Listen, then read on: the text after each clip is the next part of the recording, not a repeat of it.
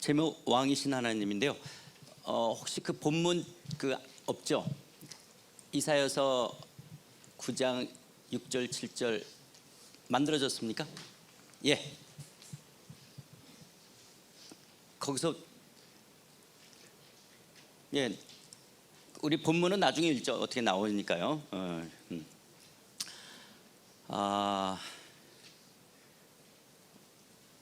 이 PPT를 제가 하는 건 굉장히 투박하고, 그리고 이게 담임 목사의 문제점은 뭐냐면 다 부목사한테 시킨다라는 거예요. 그런데 제가 이제 은퇴하고 나와서 시킬 수가 없는 상황이 돼가지고 요 앞에 부분은 이제 여러분들이 좀 대학생들이 많을까봐 우리 딸한테 시켰던 겁니다. 그래서 좀 하다가 뒷부분에는 이제 투박한 저거 엄목사가 만들었구나 하는 거는 뒤에 아마 나오게 될 건데요. 자, 신이 있느냐 없느냐, 신이 있느냐 없느냐는 신의 존재 여부, 신이 있느냐 없느냐, 신의 존재 여부는 증명의 문제가 아니라 전제나 선택의 문제다. 김영국 목사님이라는 분이 계세요. 나들목교회 풍성한 삶의 초대 그 앞부분에 나오는 얘기인데요. 우리가 여러분 이렇게 때로는 전도하다 보면 대학교 1학년, 2학년생들 중에서 뭐 그렇지 않은 사람도 이야기하지만 정말 하나님이 계셔? 신이 정말 있느냐라는 거예요. 정말 하나님이 계시다면 과학적으로든 논리적으로든 나한테 설명하라, 입증해보라는 거예요. 나를 설득시켜보라.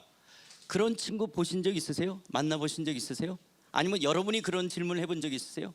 정말 신이 있느냐? 신이 있다면 과학적으로 논리적으로 설명해봐라, 납득해봐라, 증명해봐라 라고 이야기하는데, 신의 존재 여부는 증명의 문제가 아니라 개개인이 갖고 있는 어떤 신념이나 세계관에 따른 전제나 선택의 문제라고 하는 거예요.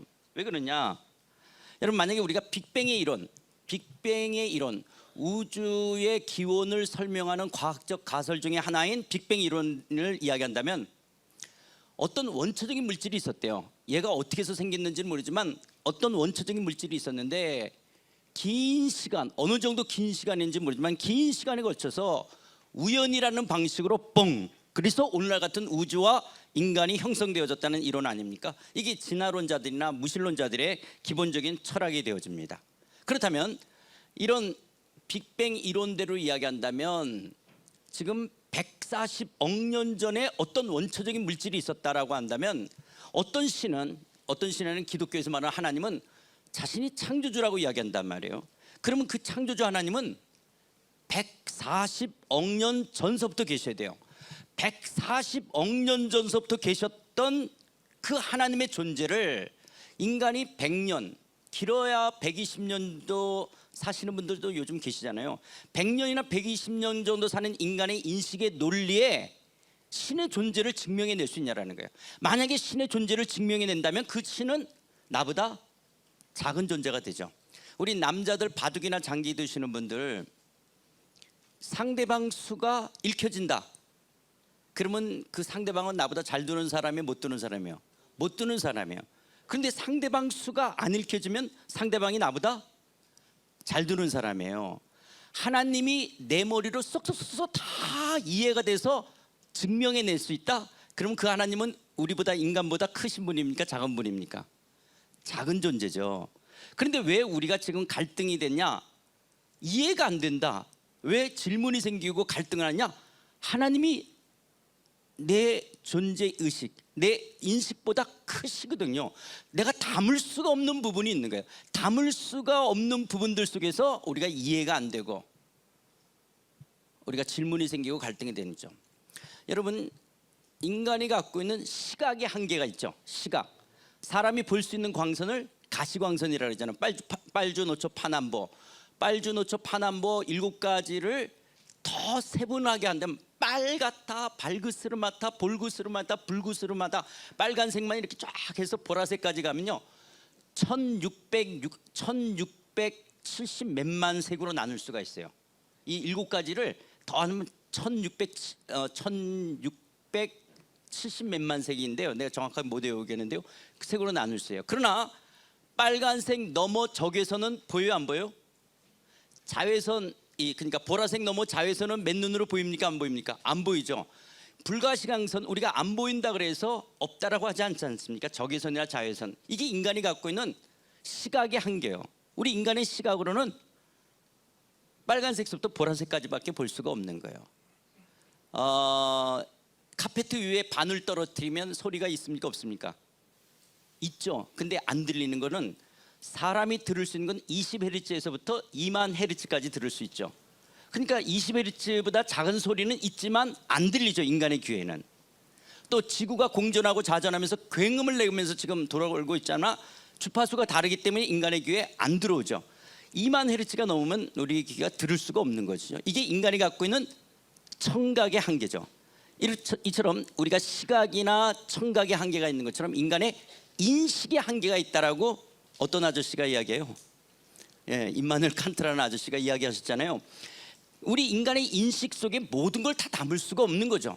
그런데 때로는 어떤 사람들은 우리 인간의 인식의 논리로, 인간의 과학적인 어떤 논리로 신의 존재를 설명해 보라는 거예요. 그건 논리적으로 틀린 말이에요. 우리가 담을 수 없는 신의 영역을 인간의 인식의 한계가 있다는 걸 인정하지 않은 채 도리어 그 하나님을 내가 증명해낸다면 그 하나님은 나보다 더 작은 존재가 될 수 있다라고 하는 것입니다. 도리어 우리 인식 밖에 계신 그 하나님의 존재를 다 인식할 수 없다라고 하는 것들 속에서 하나님 앞에 우리가 때로는 인간이 내가 누군지를 고백하게 되고 거기에 하나님을 향한 경외함들을 갖게끔 되어지는 것이죠. 그런데 이 시대는 과학 만능주의 시대를 살아가면서 과학적으로 설명되지 않으면 팩트, 사실로 받아들이려고 하지는 않죠. 이 시대는. 이런 면에 있어서 오늘날은 이런 과학에 대한 오해가 굉장히 있는 거죠. 모든 것이 과학적으로 설명돼야 된다라고, 그래야지만이 진리로 받아들일 수 있는 것처럼 생각하는 것은 그건 과학에 대한 오해입니다. 그래서 아인슈타인도 이렇게 말합니다. 과학과 종교는 대립하는 것이 아니다. 과학이 없는 종교는 소경과 같고 종교가 없는 과학은 절름발이와 같다라는 거야. 그러니까 종교와 과학은 양립되는 것이 아니라 보완적인 관계가 되어진다는 거예요. 왜 그러냐? 여러분, 과학은 눈에 보는 것을 설명한다면 종교는 눈에 보이지 않는 것을 설명하는 거예요. 그런데 눈에 보이는 과학으로 눈에 보이지 않는 하나님의 영역을, 하나님의 세계를 설명해내라. 이거는 과학에 대한 오해라고 하는 것이죠. 그런데 어떤 사람이 나는 신이 없다, 그 이유가 그렇게 설명해 낼 수 없다라는 이유든 아니면 자신의 어떤 전제나 어떤 세계관에 따라서 나는 없다라고 말하는 사람들은 우리는 무신론자라고 이야기하죠. 아니야, 신이 있어, 있는 것 같아. 그래서 자기는 신이 있다라고 생각하는 사람을 우리는 유신론자라고 이야기합니다. 그래서 결국은 무신론이냐 유신론이냐라는 것은, 무신론이냐 유신론이냐는 건 자신의 어떤 신념이나 전제에 따라서 선택하는 문제라는 거야. 선택의 문제라는 거야. 여러분, 우리 기독교도 여러분들 예수 믿으세요 했을 때, 누군가 전도를 받았을 때 여러분들이 예수 안 믿어요, 믿어요, 교회 가요, 안 가요를 내가 선택했잖아요. 그렇죠? 여러분 처음, 그래서 내가 예수를 믿겠다라고 선택했죠. 안 믿겠다라고 선택하는 사람도 있잖아요. 교회를 다니겠다 안 다니겠다 내가 선택하는 거예요. 그런데 이제 교회에 들어와서 신앙생활을 하다 보니까 이런 말씀을 알게 되죠. 육에 속한 사람은 하나님의 성령의 일들을 받지 아니하나니 이는 그것들이 그에게는 어리석게 보이며 또 그는 그것들을 알 수도 없나니 그러한 일은 영적으로 분별되기 때문이라. 그렇구나. 이미 내가 그렇게 선택했던 그것 또한 하나님이 내게 주신 은혜의 선물이었구나. 이 믿음 또한 하나님의 선물이고 성령 안에서 그렇게 내가 믿을 수 있도록 하나님의 일하심, 역사하심이 있었구나를 나중에 고백하는 것이지, 우리가 처음 전도를 받았을 때는 내가 믿을까 안 믿을까를 내가 선택한 거잖아요. 내가 선택한 것이죠.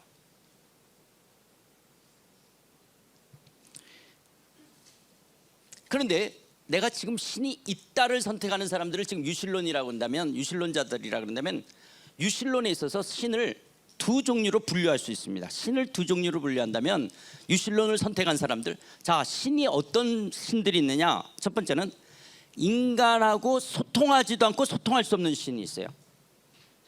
그러니까 신이 있다라고 우리가 선택했는데 내가 믿는 그 신을 두 부류로 나눈다면 어떤 신들이 있냐면 인간하고 소통하지 않는 신들이 있어요. 그리고 인간하고 소통할 수도 없기 때문에 그런지도 몰라요.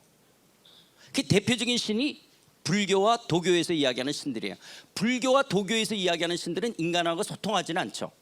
그래서 인간 쪽에서 부단히 애쓰고 노력하고 수행하고 고행해서 어떤 신의 경지, 해탈의 경지, 절대적인 도의 경지에, 궁극적인 도의 경지에 도달해 가야 되는 거예요.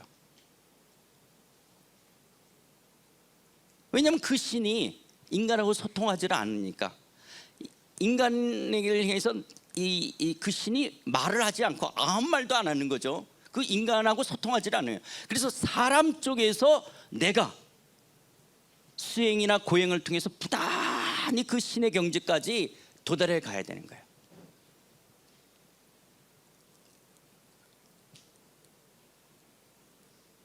우리나라 해인사만 해도요 8만 대장경이 있어요. 우리나라 해인사만의 8만 대장경. 그거를 책으로 묶은 다음에 한 160여 권으로 묶을 수 있는 정도가 된다고 이야기하더라고요. 이게 한국의 해인사만 해도 한국 불교가 8만 대장경이 있는데 티베트 불교라든지 인도 불교, 스리랑카 불교까지 이야기한다면 경전이 얼마나 많이 있습니까? 여러분들 스님들하고 만나서 이야기하다 보면 스님들이 이렇게 굉장히 웃으면서 이야기하지만 이렇게 내가 전도사라든지 목사라는 걸 알면서 이렇게 대화할 때 그 웃음 속에 약간 이렇게 그 얕잡아보는 약간 그 좀 무시하는 게 있어요. 왜 그러냐? 그분들은 고승일수록 경전의 깊이가 자신들의 깨달음의 깊이라고 생각해요. 근데 기독교는 경전이 몇 권 있죠? 그래서 에게 요 성경 하나 요거 달랑 믿는 거예요. 그래서 그분들이 봤을 때는 기독교는 너무 천박한 종교예요. 아이고 요거 하나 믿으면서 그걸 신앙이라고 믿는 기독교인들이 너무 얄팍하고 아유. 그러나 이제 그들은 그렇죠. 근데 여러분 우리가 학교 다니면서도 알지만 실력이 없는 교수일수록 설명이 장황하고 어렵고 그래요. 실력 있는 교수일수록 쉽고 간단하지 않아요? 그러니까 왜 이렇게 많은 경전이 있느냐?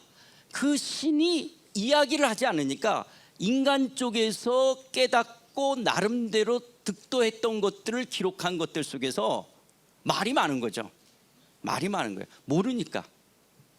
도리어 여러분 얼마나 많은 종교나 사상이나 철학에 있어서 인간은 어디서 와서 어디로 가는가, 나는 누구인가, 이거 물어보는 거, 이거 대답 찾는 건데 기독교는 한 줄로 끝나잖아요. 기독교는 나는 어디서 와서 어디로 가요? 하나님이 우리를 창조하셨고 우리는 영생의 하나님 나라의 영생의 세계로 영원히 살 거예요. 나는 누구예요? 하나님의 창조물이고 하나님의 백성이에요. 끝이에요. 이 기독교는 정말 이 두 문장이면 끝나는 말을 오고 가는 역사 속에 얼마나 많은 종교와 사상과 철학들 속에서는 이 대답을 찾으려고 하는 거예요. 근데 또 다른 신은 인간과 소통하는 신이 있죠. 소통하는 신이 있어요. 그러나 이 소통하는 신을 이야기하기 전에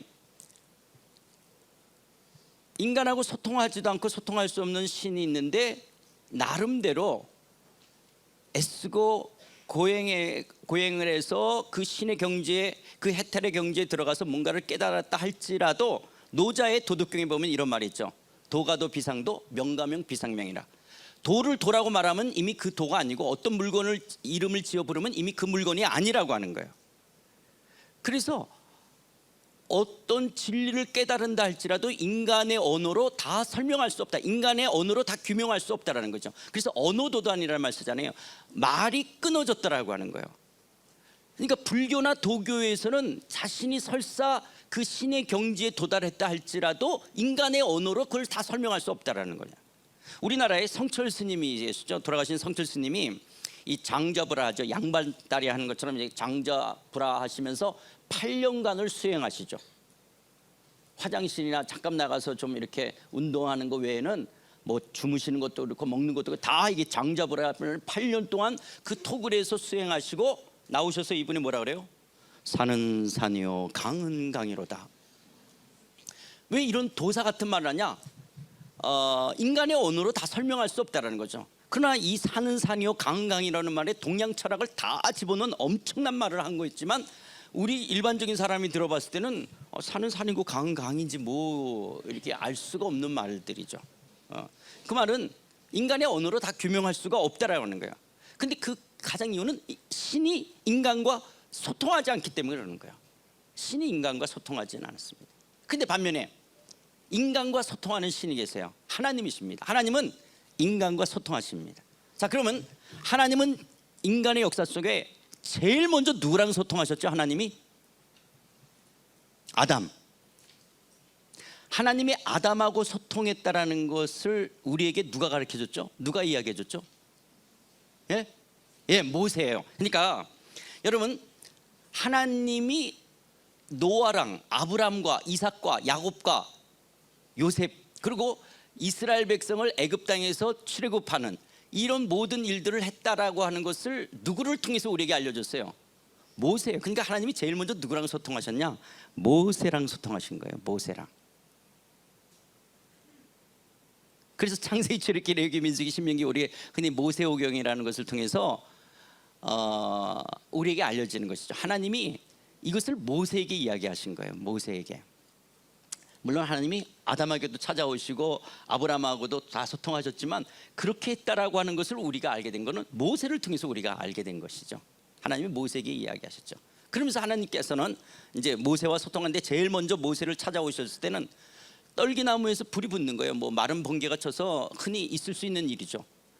그 미디안 광야는 모세의 일터 현장이었어요. 그냥 자기가 일하는 양을 치는 일터 현장 속에 어느 날 하나님이 임재하시는 거죠. 그러면서 그 떨기나무 앞에 왔던 모세를 향해서 네가 선 곳은 거룩한 곳이니 신을 벗으라. 그 영토가, 흙이 거룩한 게 아니라 하나님의 통치가, 하나님의 임재가 임하자 거기를 거룩한 것이라고 이야기하는 거죠. 그러니까 흙이, 영토가 거룩한 것이 아니죠. 내가 선 곳이라는 것이 하나님의 임재 앞에서 거룩한 것이라고 이야기하시는 것이죠. 그러면서 하나님께서는 모세를 향해서 애굽에 가서 이스라엘 민족을 출애굽시킬 것을 이야기할 때 모세가 갈 수 없다라는 것을 계속 이야기하고 사냥을 하죠. 그러니까 하나님이 모세를 얼마나 놀래킵니까? 지팡이를 던지라 그랬더니 뱀이 되지 않나, 또 뱀을 잡으니까 다시 지팡이가 되지 않나, 또 손을 가슴에 집어넣었다 내렸더니 한센뼈가 걸리지 않나, 집어넣었더니 또 깨끗해지지 않나, 내가 말 못한다니까 형 데리고 가라 그러지 않나. 하여튼 안 가겠다는 모세를 가라 그래서 모세가 그래서 묻죠. 그러면 내가 이스라엘 백성들한테 가서 누가 나를 보냈다고 말할까요? 당신이 누굽니까? 라고 묻자 하나님이 모세에게 이르시되 나는 스스로 있는 자니라. 또 이르시되 너는 이스라엘 자손에게 이같이 이르기를 스스로 있는 자가 나를 너에게 보내셨다 하라. 하나님이 지금 모세와 소통하시면서 지금 모세에게 애굽에 가서 이스라엘 백성들을 구출하라고 그럴 때 하나님께 물을 때 그럼 당신이 누구냐 할 때 하나님이 이야기하신 것은 나는 스스로 있다라는 거예요. 여러분, 스스로 있다라는 말이 뭐예요? 자존? 그냥 스스로 이렇게 뻥 생겼다라는 말입니까? 이 스스로 있다라는 게 I am that I am, 예흐예 아세르 예흐예, 뭐 헬라어로 에고에이미. 그러니까 하나님이 나는 뭐뭐이다, 이 비동사로 이야기하는 현재형으로 이야기했을 때 I am who I am. 근데 이걸 미래형으로 표현하면 I will be that I will be.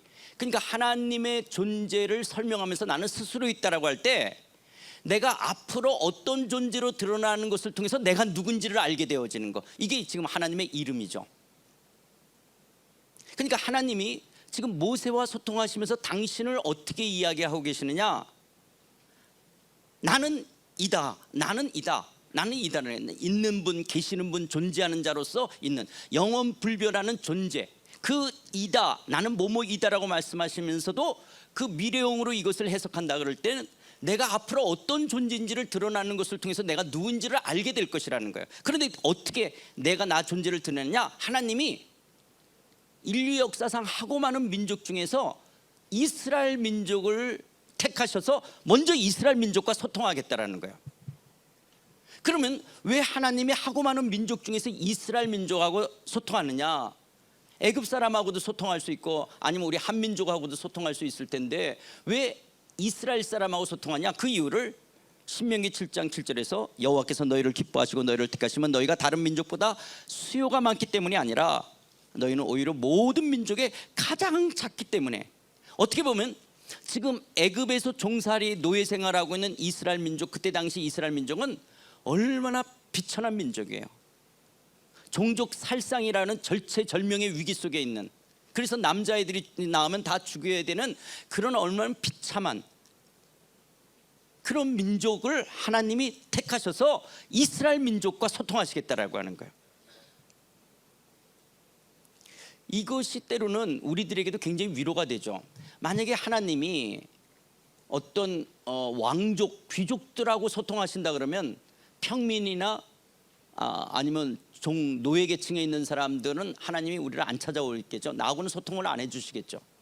그런데 하나님이 그때 당시 가장 비천하고 별 볼 일 없는 민족과 소통하셨다라고 하는 것이 어쩌면 나 같은 사람에게도 찾아와 소통할 수도 있죠.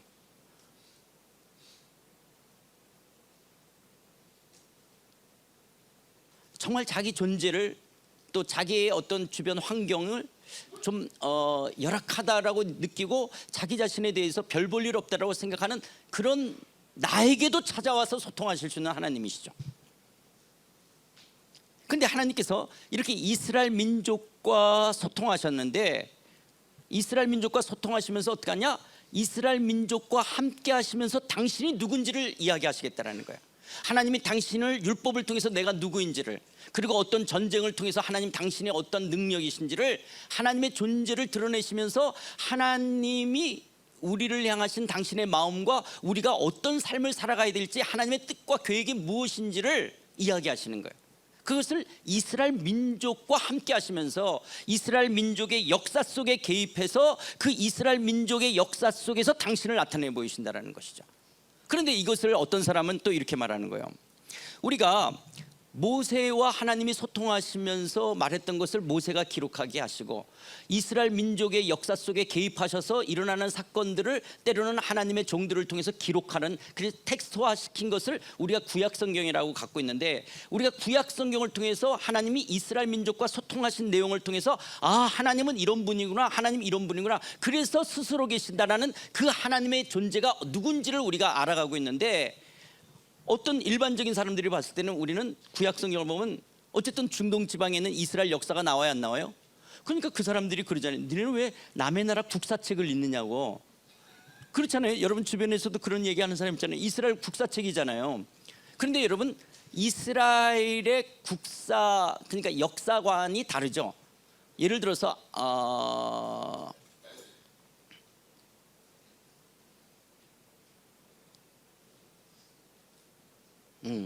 제가 그 나이가 들고 이렇게 하면 뭘 잠깐 잊어버리는 게 있는데요.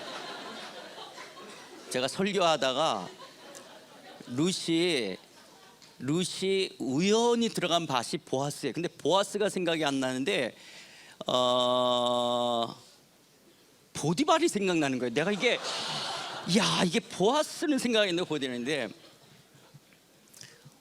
구약의 오므리 왕조 같은 경우는 이스라엘 국사에 있어서는 굉장히 크게 다루는 왕조죠.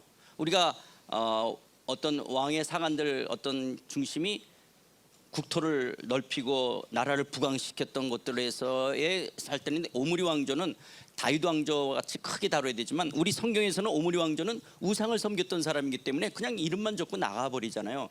그러니까 지금 하나님이 이스라엘의 역사 속에 개입하시면서 자기가 누군지를 소통하시면서 말씀하셨기 때문에 우리는 구약 성경을 통해서 이스라엘의 역사를 통해서 하나님이 어떤 분인지를 알지만, 그러나 우리가 이스라엘의 단순한 그런 국사책을 보는 것이 아니죠. 거기서 하나님이 어떤 분이신지를 보고 있는 것들이잖아요.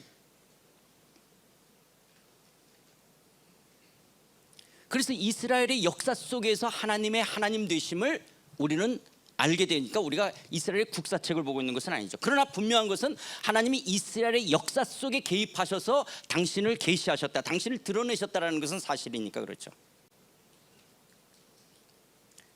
그런데 하나님께서는 이런 이스라엘 민족을 통해서 하나님은 하나의 이상 국가를 형성하시듯이 하나님이 왕이 돼서 다스리는 이스라엘 민족 공동체를 통해서 하나님은 열방 가운데 하나님이 하나님이시라는 것을 드러내기를 원하셨댔어요. 그러니까 이스라엘이 열방의 제사장 나라가 돼서 열방에 있는 다른 민족이 이스라엘 민족을 보면서 와, 하나님이 다스리는 민족은 저렇게 되는구나를 이스라엘 민족을 통해서 보여줘서 열방도 하나님을 섬기기를 원했는데, 이 이스라엘 사람들이 이제 하나님이 약속했던 가나안 땅에 들어가서 하나님을 섬기지 않고 이스라엘 사람들이, 유다 사람들이 범죄하는 거예요. 이 가나안의 문화, 종교와 섞이고 혼합되어지고 마침내 하나님의 백성이라는 이스라엘의 정체성까지 상실해버리죠. 그러면 이스라엘 사람들이 이 가나안에 들어와서 이런 가나안 문화와 종교와 섞이게 된 가장 큰 이유가 뭐냐? 가나안에 들어갔을 때 뭐가 끝이죠? 뭐가 내리기 시작하지 않죠? 가나안 땅에 들어가자, 도착하자 만나. 자, 그러면 이제 이스라엘 사람들은 뭐 먹고 살아야 됩니까? 농사져서 먹고 살아야 되는 거예요.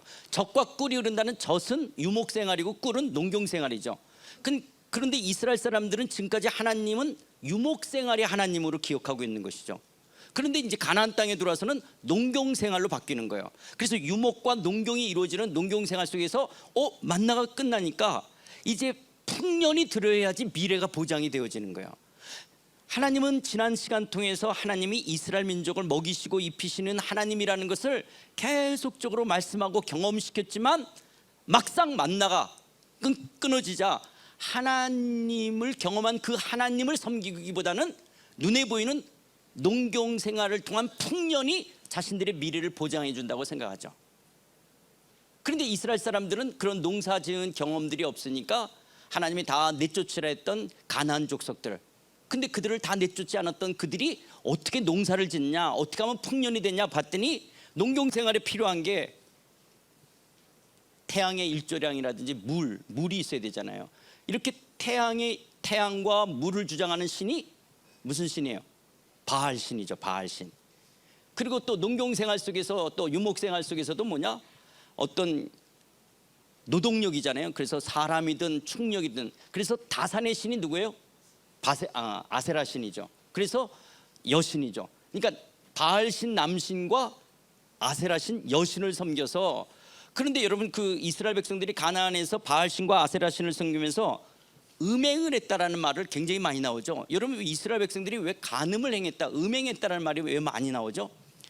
이스라엘 사람들이 그런 성적인 것을 그렇게 밝히고 막 좀 야했던 민족이기 때문에 그럴까요? 왜 가나안 종교에 음행이 들어가냐? 여러분 암컷 양하고 수컷 양이 결합하면 뭐가 생겨요? 새끼 양이 생기잖아요. 돈이 생기는 거예요. 비즈니스가 생기는 거예요. 그러니까 지금 암컷 양과 수컷 양이 결합되어지는 것으로 인해서 돈이 생기니까 지금 이 다산이 부를 가져다 주는 거죠.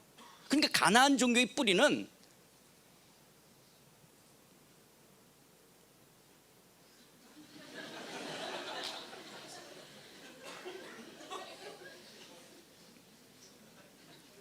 하나님을 의지하기보다는 바알과 아세라를 통해서 어떤 경제적인 자신의 미래를 보장받겠다라고 하는 것이 지금 가나안 종교잖아요.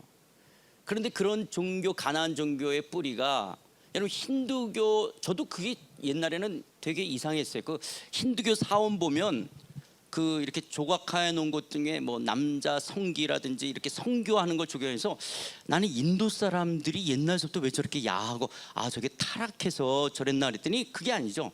결국 부를 가져다 달라는, 축복을 가져다 달라는 거였죠.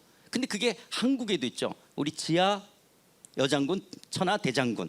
그러니까 이 남성과 여성이라고 하는 이 부분들 속에서 다 이런 어떤 다산의 축복들을, 이게 가나안 종교죠. 그러니까 가나안 종교죠. 그러니까 이스라엘 백성들이 하나님을 신뢰하고 하나님으로 살아가야 될 사람들이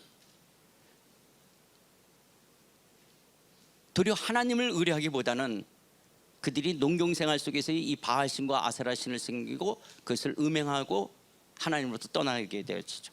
그래서 이렇게 가나안의 문화와 종교와 섞이는, 그러니까 하나님의 나라의 백성으로서의 정체성을 상실하고 이들이 죄 가운데 섞일 때 이제 하나님이 이제 선지자를 통해서 다 농경 생활로 표현하죠. 이른 비와 늦은 비를 주는 이가 나라든지, 너희들이 나를 섬길 때 메뚜기와 황충이 곡식을 먹지 않게 하겠다든지, 아니면 뭐 감람나무와 포도나무와 뭐 소출이 많게 하겠다든지, 전부 농경 생활로 이스라엘 민족을 이야기하지만 이스라엘 사람들이 전적으로 하나님 앞에 돌아오지 않게 되어지자 결국은 어떻게 됩니까? 북쪽 이스라엘이 아수르에서 멸망을 당하고, 아수르를 멸망시켰던 바벨론에 의해서 남쪽 유다도 멸망을 당했죠.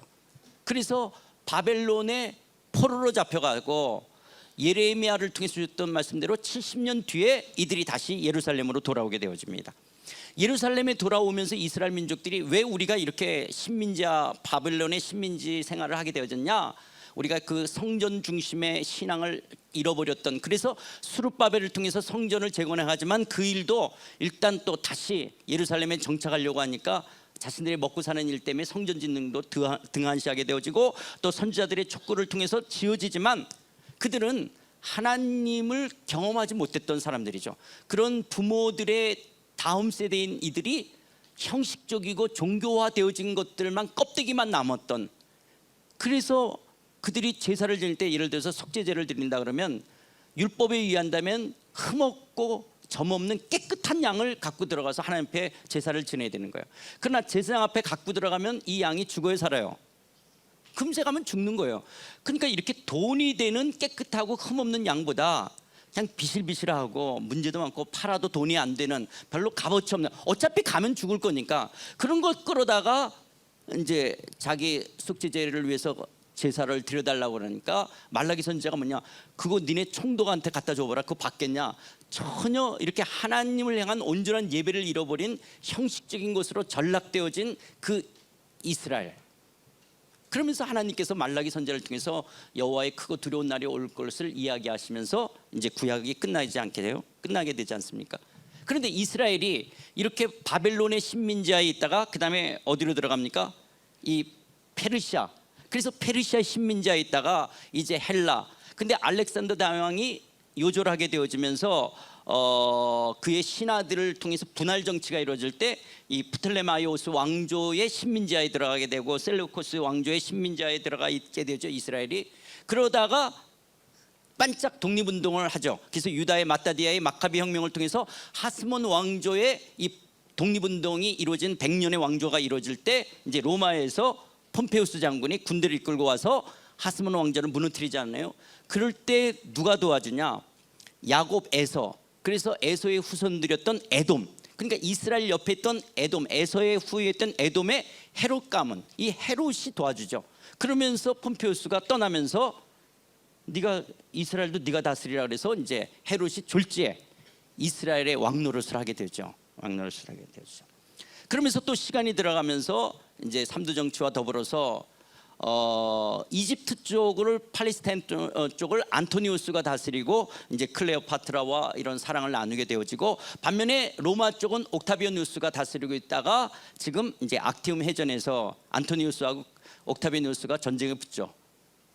결국 안토니우스가 지게 되고 자살로 죽게 됩니다. 그럴 때 헤롯이 이제 줄을 잘못 쓴 거죠. 지금 안토니우스. 그래서 옥타비아누스가 지중해 로도스라는 섬에 오게 될 때 이제 거기까지 헤롯이 찾아가서 그 왕복을 벗고 왕관을 벗고 무릎을 꿇고 이제 이야기를 하죠. 내가 안토니우스의 신하로서 충의를 다했던, 그러나 평상시에 옥타비아누스와 좋은 관계를 가질 것들을 충원했지만 듣지 않았고, 그러나 자기는 안토니우스의 신하로서 충실을 다한 것을 기억해달라고 할 때 옥타비아누스가 그것을 가상히 여기고 다시 왕관을 씌워줘서 헤롯이 이제 여전히 이 가문이 이스라엘의 왕노릇을 하게 되어집니다.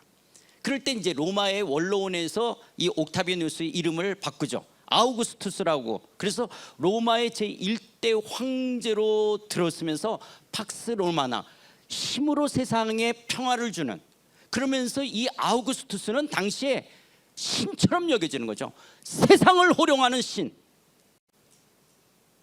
그래서 인간의 군사의 힘이나 인간의 힘을 통해서 다스려져서 이 땅에 평화를 주는 이런 로마의 황제로 등급하게 될 때 이 아우구스투스가 자기 식민지하에 있는 모든 나라 사람들을 향해서 호족하라 그러죠. 그래서 누가복음 2장 1절에 보면 그때 가이사 아구스도, 이가 아구스도가 아우구스투스잖아요. 영을 내려 천하에 다 호족하라 그럴 때 이제 갈릴리에서 마리아와 요셉도 호족하기 위해서 유다를 가서 베들레헴에 이르게 되죠. 애기 없죠 지금? 여기 애기 있나요? 없죠. 제가 지금 소리칠 거니까 놀라지 말라고요 그러는데요. 지금 누가 왕이에요? 아우구스투스가 천하를 호령하는 신과 같은 존재로 여겨지는 거예요. 그래서 로마와 함께 세상을 천하를 호령할 때 아니야 내가 왕이야 하고 예수님께서 이 땅에 오시는 거죠. 하나님께서 이 땅에 인간의 몸을 입고 우리와 소통하기 위해서 예수님이 이 땅에 오시는 거죠. 인간과 소통하기 위해서 인간의 모습으로 아기의 육신의 몸 아기의 모습으로 이 땅에 오신 그분이 왕이시죠. 그분이 하나님이시죠. 이 왕으로 오신 예수님, 내가 하늘과 땅을 창조한 창조주고 역사를 통치하는 역사주로서 내가 만왕의 왕이시라고 예수님이 이 땅에 인간의 몸을 입고 오시는 거예요.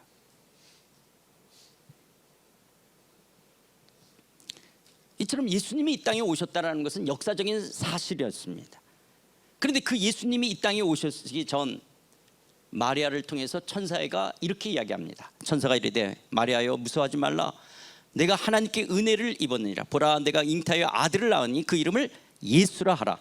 그가 큰 자가 되고 지극히 높으신 이의 아들이라 일컬어질 것이요 주 하나님께서 그 조상 다윗의 왕위를 그에게 주시니 영원히 야곱의 집을 뭘로 다스릴? 왕으로 다스릴 것이며 그 나라가 무궁하시리라. 마치 이스라엘의 다윗의 왕위를 주시고 야곱의 집을 왕으로 다스릴 그 나라가 무궁할 것이라고 말씀하시는 그 왕으로 오시는 예수님, 이것을 오늘 우리가 본문을 읽지는 않았는데 원래 읽으려고 했던 게 이 이사야 9장 6절 7절이에요. 이는 한 아기가 우리에게 낳고 한 아들을 우리에게 주신 바 되었는데, 그러니까 이 아기 인간의 몸으로 이 땅에 오신 그 예수님, 그래서 예수님이 아기의 몸을 입고 오셨지만 그것이 마치 우리가 성탄절 되면 백화점이나 상점에 밀랍 인형을 만들어서 마치 평화의 상징인 것처럼 쌕쌕 애기 인형을 만든 그런 어떤 면에서 평화롭다라고 하는 아기, 어떤 귀엽고 나약한 그런 모습이 아니죠. 왕으로 이 땅에 오시는데 인간의 몸을 입고 오시는, 그런데 그 어깨에 정사를 맸다는 어깨에 어떤 통치하는 왕권을 가지시는, 그래서 그 어깨에는 정사를 메워서 천하를 다스리시는 왕 되신 그 주님의 이름이 뭐냐? 놀라우신 분이고 좋은 상담자가 되시고 전능하신 아버지가 되시고 전능하신 하나님이시고 영존하신 아버지고 평강의 왕이 될 것이라는 거예요. 그런데 그분은 그 왕이신 예수님의 정사와 평강의 더함이 무궁하며 또 다윗의 왕자와 그의 나라에 군림하여 그 나라를 굳게 세우고 지금 이후로 영원히 정의와 공의로 그것을 보존할 것이라. 만군의 여호와의 열심히 이를 이루시라. 왕으로 오실 예수님의 오시기 전 700년 전 이사야 선지를 통해서 그 왕으로 오시는 예수님의 그 나라를 굳게 하시고 그 나라는 하나님의 체대카 정의와 공의로 보존해 가실 이 만군의 여호와의 열심으로 이루어질 그 나라, 그 나라의 왕으로 오실 것이라는 거예요.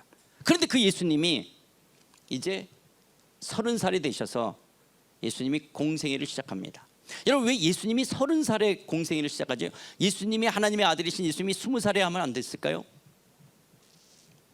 그래서 이게 선교에서는 굉장히 중요하게 다루는 건데요, 예수님이 하나님이심에도 불구하고 이 땅의 문화에 30년을 적응해 가시죠. 왜냐하면 이스라엘에서는 성인식이 끝났다 할지라도 30살이 돼야지 사람들 앞에서 공적으로 뭔가를 가르칠 때 권위가 인정돼요. 여러분, 우리나라 조선시대 때는 남자들은 뭘 해야지 어른으로 인정됐죠? 상투를 틀어야 되는 거예요. 장가를 가야지 어른으로 인정되어진 거예요. 이스라엘의 문화 속에서는 30살이 돼야 이런 어떤 권위가 부여되는 거예요. 가르치는 그 어떤 권위들이, 그러니까 예수님이 하나님의 아들임에도 불구하고 그 문화에 순응하시고 이제 30살이 돼서 예수님이 사역하시면서 예수님께서 예루살렘 성전을 청결케 하시고 갈릴리에 오셔서 예수님이 하셨던 메시지가 뭐냐? 요한에 잡힌 후 예수께서 갈릴리에 오셔서 하나님의 복음을 전파하여 이르시되 때가 찼고 하나님의 나라가 가까이 왔으니 회개하고 복음을 믿으라 하시더라. 하나님의 나라가 도래되어졌음을 말씀하시는 거예요. 그런데 이 말씀을 마가복음에서는 지금 때가 찼고 하나님의 나라가 가까이 왔다라고 기록했던 이 말씀을 마태복음에서는 이때부터 예수께서 비로소 전파하여 이르시되 회개하라 천국이 가까이 왔느니라 라고 기록하고 있는 거예요. 그러니까 예수님이 갈릴리에서 어떤 지역에서는 하나님의 나라가 가까이 왔다라고 이야기하셨기 때문에 마가가 하나님의 나라라고 기록했고, 천국이 가까이 왔다라 해서 마태복음에서 마태는 천국으로 기록한 것이 아니라 예수님은 하나님의 나라가 가까이 왔다라고 기록한 것을 지금 마태는 천국이 가까이 왔다라고 기록하고 있는 거죠. 그러니까 하나님 나라나 천국이나 같은 말인데 마가는 하나님의 나라가 가까이 왔다라고 그랬고 마태는 천국이 가까이 왔다라고 이야기했죠. 자, 어저께 제가 인사하면서 이야기했더니 천당이라는 단어, 우리가 보고 있는 개역 한글이나 개역 개정에 천당이라는 단어가 있다 없다? 있어요 없어요? 여러분 성경 읽으면서 천당이라는 단어 봤어요 못 봤어요? 예, 근데 우리 예수천당 불신지옥이라는 말 왜 쓰죠? 천당이라는 단어가 성경에 있어요 없어요? 없다네요. 자, 그러면 이것도 어저께 얘기했어요. 그럼 천국이라는 단어가 성경 66권 중에 마태복음에만 나온다는 사실 아십니까? 저는 모태신앙으로 자라면서 귀가 따갑게 듣고 자랐던 단어 중에 하나가 천당 천국이었어요. 그런데 그 천국이라는 단어가 마태복음에서만 사용되어졌다는 것이 저한테는 너무나 큰 충격이었어요. 이걸 처음 알았을 때는 예외구절 디모데후서 4장 18절만 예외구절이 있는 거예요. 우리가 지금 시간 관계상 다 이야기는 안 했지만 예수님의 가르침의 주제, 예수님이 때가 찼고 하나님의 나라가 가까이 왔다고 말씀하신 그 예수님의 가르침의 중간의 사역들 속에서도 하나님의 나라를 비유로 이야기하시고 예수님이 부활 승천하시기 전 40일을 이 땅에 머물면서도 하나님의 나라를 가르쳐요. 예수님의 가르침의 주제는 하나님의 나라예요. 사도 바울의 가르침의 주제도 하나님의 나라였어요. 사도행전의 시작도 하나님 나라로 시작해요. 그가 고난받으신 후에 또한 그들에게 확실한 많은 증거로 친히 살아계심을 나타내사 40일 동안 그들에게 보이시며 하나님 나라의 일을 말씀하시니라. 사도행전의 마지막 28장 33절도 사도 바울이 일자를 정해서 하나님의 나라를 증거할 때 그 많은 사람이 없다라고 이야기하는 것처럼 사도행전의 마지막도 하나님 나라로 끝나요.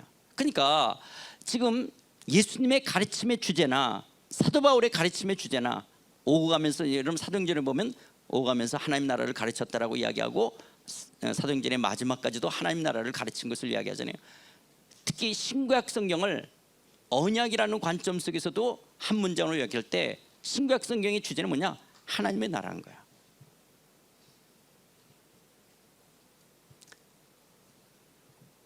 여러분 기독교에서 예수님하고 사도 바울 빼놓으면 말이 안 되잖아요.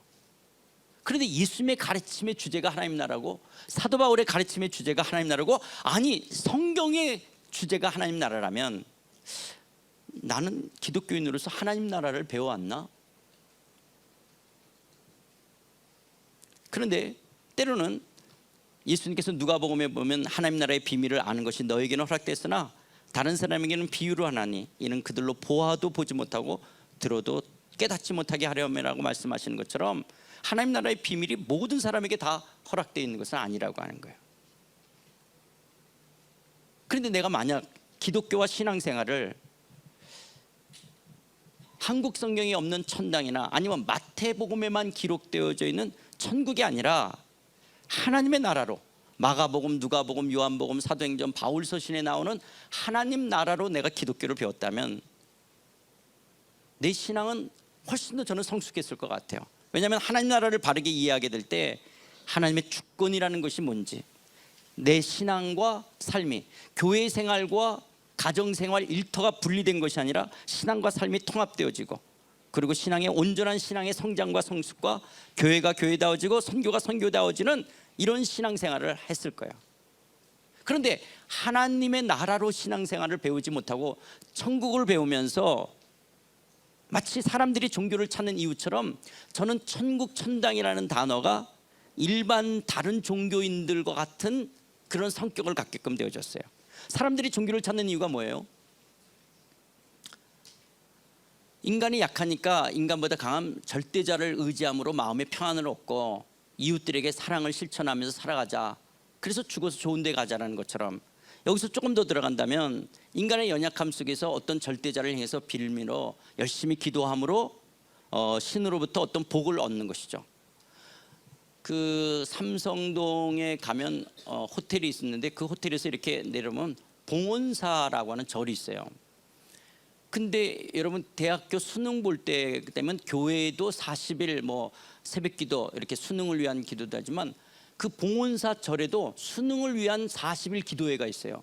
그리고 그 새벽에 새벽 예불을 드리러 오는 그 자가용들과 사람들이 그냥 그 봉온사 앞에 그 주차장을 꽉 채우는 거예요. 우리 교회에서도 새벽기도 가서 자녀들의 수능을 잘 보게 해달라고 기도하는 거와 신만 다르지 부처님이냐 하나님이냐지 똑같이 그들처럼 우리도 기도하는 거예요. 우리가 대학을 어느 대학을 갈 것이냐, 직장을 어떻게 하니까, 결혼을 누구랑 할 것인가, 건강을 위해서 또 어떤 가정의 행복을 위해서 우리가 기도하고 내 인생에 어려움이 없이 잘 되기를 원하는 것을 다른 종교를 믿는 사람은 똑같더라고요. 그런데 그것을 열심히 기도한다라고 하는 열심의 행위를 보면 불교인들이 어쩌면 더 열심히 할 수 있는 사람이 더 많은 것 같아요. 우리가 기도의 열심보다 그들이 하는 열심이, 또 무속인들이 갖는 그 열심이 어쩌면 우리 기독교인들의 열심보다 더 많이, 더 깊게, 더 정성스럽게 기도할 수 있죠. 그런데 원하는 내용은 똑같은 거죠. 신만 다른 거예요. 산신령이냐 부처님이냐 하나님이냐지 그 구하는 내용은 똑같은 걸 지금 원하는 거죠. 우리 인생에, 우리 가정에, 우리 집에, 우리 부모님에게. 그래서 잘 먹고 잘 살게 해달라는 거죠. 행복하게 해달라는 거죠. 그러면 우리가 기독교 하나님을 향해서도 내가 열심히 기도하지 않았기 때문에 내 인생은 이 모양 이 꼴이고, 내가 뭔가 하나님의 사랑을 덜 받아서 내 인생은 이 모양 이 꼴이라면, 그래서 내가 이 모양 이 꼴을 변화시키기 위해서 열심히 기도하는 것이라는 것이 타 종교인들과 뭐가 다르냐라는 거예요. 그러면 기독교가 다른 거는 그들은 가짜 신이고 산신령이나 부처님은 가짜 신이고 진짜 신은 하나님이기 때문에, 그래서 하나님한테 기도하면 나는 더 진짜 복을 더 많이 받을 수 있기 때문에 기도하냐라는 거예요. 그러니까 더 용한 신이기 때문에, 하나님이 더 용한 신이기 때문에 우리는 그 하나님을 앞에서 열심히 구하고 있냐라는 거예요. 그렇다면 만약에 우리가 죽어서 천국 간다 그랬을 때 그 천국이 그런 파라다이스처럼 좋은 곳 속에 들어가서 이 땅에서는 그렇게 복을 받기 위해서 복을 받았는데 자기가 원하는 것만큼 못 받았지만 죽어서는 정말 더 큰 복을, 거기는 눈물이나 아픔이나 곡하는 것이나 애통하는 것이 없는 곳 속에서 정말 배고픔이나 질병이나 굶주림이 없는 곳 속에서 마음껏, 그래서 먹고 싶은 거 꾸역꾸역 먹고 거기서 그냥 정말 배 터지게 먹고 잠자고 싶으면 진짜 자고, 그래서 정말 그 자기밖에 모르는 돼지처럼 그냥 꾸역꾸역 먹고 계속 배는, 그래서 눈물도 없고 아픔도 없고 곡하는 곳 속에 살아가는, 이게 기독교라고 한다면, 우리 인간도 부모가 자식한테 유산을 주는데 자식한테 유산을 줘서 좋은 집 몇십억짜리 아니면 어떤 정말 고급 펜트하우스 줬는데 거기서 내 자식이 그냥 그렇게 돼지처럼 먹고나 있고 이렇게 하고 아주 정말 그 교양이나 염치나 없이 정말 그런 자기중심적이고 그런 천박한 모습으로 살아갈 때 부모가 기쁘냐라는 거예요. 그래, 내가 죽더라도 우리 애들이 굶어 죽지 않고 먹고 싶은 거 진짜 배 터지게 먹고, 그리고 정말 그렇게 돈 때문에 좋은 이쁜 여자 아니면 능력 있는 남자를 만나든지 아니면 뭐 돈 없어도 되니까 하여튼 그런 남자 결혼해서 하여튼 그렇게 있으면 되는 거냐라는 거예요. 그렇다면 여러분, 기독교 우리의 신앙이 이런 것일까? 하나님이 우리를 예수 믿게 해서 죽어서 천국에서 그렇게 정말 그렇게 배 터지게 먹고 편안할 수 있는 데서 덩실덩실 할렐루야 그냥 하기만 하면 되는 이런 것 속에 우리의 하나님이 우리를 부른 이유냐라는 거예요. 하나님이 우리를 하나님의 백성으로서 하나님이 우리를 부르셨을 때 하나님은 우리가 하나님 신의 백성으로서의 하나님의 성품을 담는, 그러니까 인간으로서의 존엄성을 가질 뿐만 아니라 우리의 의식과 가치가 신의 성품을 담고 우리의 사고방식과 세계관이 성경적인 사고방식과 세계관을 갖고 우리의 인격이 주의 성품을 담는 고급한 하나님의 백성, 그 고급한 인간의 존엄성을 가질 수 있는 그런 사람으로 우리를 키우시는, 그래서 그런 파라다이스라고 이야기한다면 거기에 살만한 걸맞는 인격과 성품을 갖는 그런 삶의 가치와 의식을 갖고 있는 그런 사람으로 우리를 만들기를 원하신다면 우리가 하나님의 나라가 무엇인지, 하나님 나라의 백성으로 어떻게 살아야 하는지 이런 것을 바르게 배우고 실천하는 것이 우리의 신앙생활과 성숙에 너무너무 중요하다는 거예요. 그런데 이런 하나님의 의도하심을 우리가 알지 못하고 이런 하나님 나라를 알지 못하고 그냥 인생의 어려움을 안 겪기 위해서, 그래서 내가 하는 일이 잘 되기를 원하는 거예요. 제가 때로는 이렇게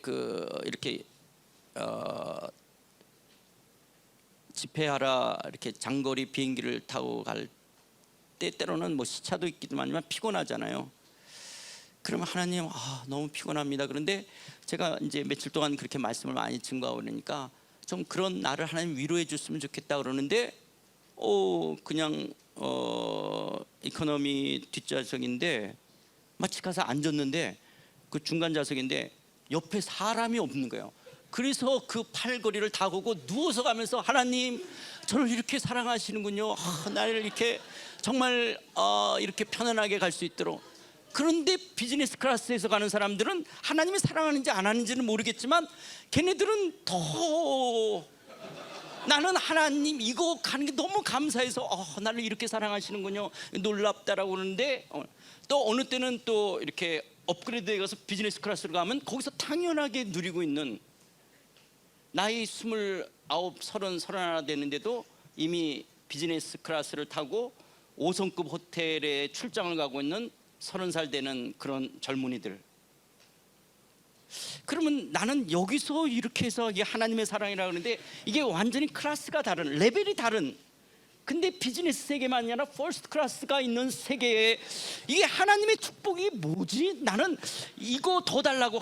나는 그래서 업그레이드 된 것만 해도 할렐루야, 왜 이렇게 나를 공짜로, 와 옆에 사람이 없어 의자 얹어놓고 누워있으면서 너무 할렐루야 그러는데 여기는 다른 세계를 살아가고 있는 사람들이 있는 거예요. 과연 우리의 기도 속에서 얻고 하나님이 일하심이 뭐냐라는 거예요.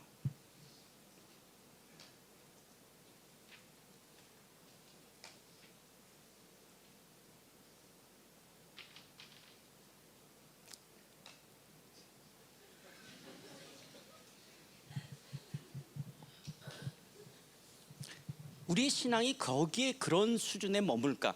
저는 하나님께서 우리의 인생의 삶에 먹을 거 입을 거 또 우리의 삶에 안정과 평안을 주시는 것들을 부정하지 않아요. 저는 제 삶에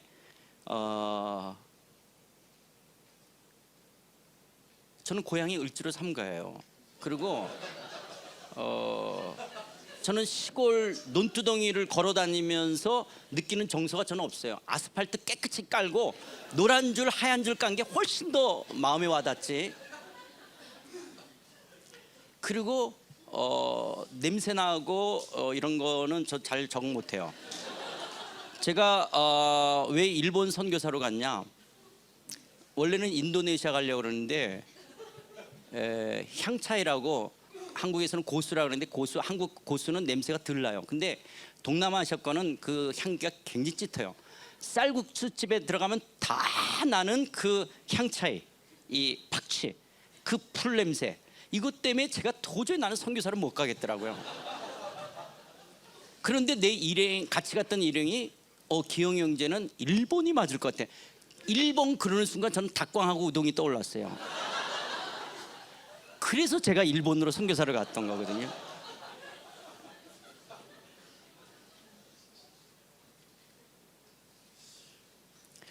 저는 어렸을 때 얼마나 편식을 했냐. 저는 안 먹고도 살 수 있어요. 심지어 군대에서도 저는 안 먹고도 군대 생활을 할 수 있었으니까. 왜냐, 나에게는 PX라는 데가 있었기 때문에 저는 군대에서도 안 먹고 살아갈 수 있었어요. 어렸을 때는 워낙 밥을 안 먹었기 때문에 우리 어머니 한 숟갈이라도 더 먹기 위해서 설탕에다가 밥을 비벼줬었어요. 그래서 제가 어릴 때 설탕에 밥을 비벼서 먹었던 사람이거든요. 그렇게 해서라도 한 숟갈 먹어요.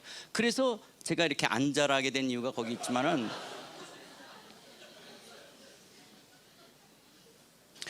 그런 저의 연약함, 저의 어떤 그런 환경들 속에서도 하나님이 저를 그런 일본으로 가게 된 거 얼마나 감사해요. 만약 그냥 인도네시아 갔으면 제가 얼마나 간증할 거 전 많아요, 그런 면에서. 그런데 아니, 닭강하고 우동 때문에 갔던 일본인데 상해를 간다? 상해 가서 그것도 한국 교회, 한인들 교회 한다? 저는 정말 전문 용어로 코딱지만큼도 생각해 본 적이 없어요. 그런데 그런 상하이에서 제가 20년을 살면서 제가 선보라 가서 처음 호텔을 잡아줘서 딱 들어갔는데 샤워를 하느라고 물이 딱 떨어지는 거예요. 근데 상하이의 그 수돗물에 그런 냄새가 지금은 좀 덜하지만 흙 냄새가 늘 났댔어요. 제가 상하이에서 첫 번째 기도가 뭐냐? 하나님 아시죠? 저 이런 거 적응 못하는 거. 이게 제가 상하이에서 첫 번째 기도였어요. 그런 저를 하나님이 상하이에서 21년을 살도록 하나님이 푸른 초장으로 쉴만한 물가로 인도했던 간증 나한테도 너무 많아요. 그런 간증 많아요. 그럼 그것이 하나님이 나를 부르신 목적이냐? 그래서 그것 때문에 할렐루야, 그래서 눈물을 흘리고 감사하는 것으로. 그런데 나는 너무 감사한데 비즈니스 클래스 애들은 당연히 누리고 살아, 그런 걸. 나는 너무 하나님의 은혜인데 얘네들은 기도들 얼마나 했길래 그런지, 여기 얘네들은. 근데 퍼스트 클래스 다니는 애는 더. 아까 우리 정 대표님 강의 들으면서도 여러분 부럽지 않으세요? 저 최 대표님 강의 들으면서도 부럽지 않으세요? 왜 저렇게 그런 권사님 있어서 원하는 거 다 적어내라 그런다든지, 아니면 군대에서 그렇게 우유가게다 할 때는 다 만나준다든지. 안 부러우세요? 부럽죠? 그런데 그 사람은 만나주는 사람도 있는 거예요. 만나주는 사람. 만나줬다라고 할렐루야 하고 있는데 여기는 만나주는 사람 있잖아요. 이 사람들은 뭐죠? 만나주는. 오늘 약속 다 취소. 그래, 내가 2시간 만나줘. 이 사람은 뭐냐고요. 나는 여기서 할렐루야를 하고 있는데.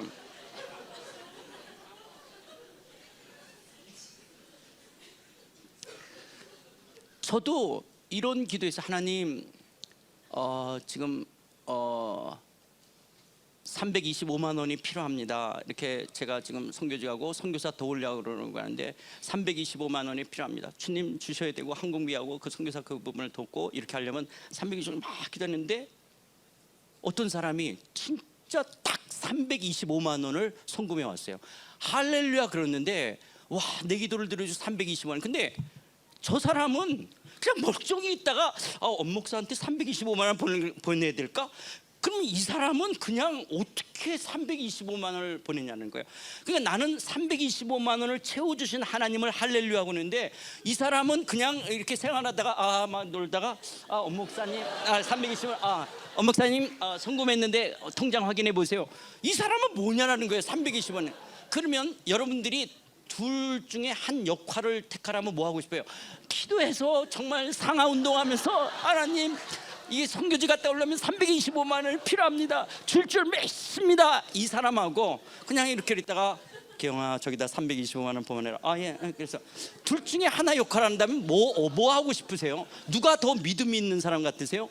아니, 멀쩡하게 아무 필요 없는데 325만 원 송금하는 사람이 믿음이 더 있는 것 같아요? 계속 주실 줄 믿습니다 그러면서 이 사람이 더 믿음이 있는 것 같으세요?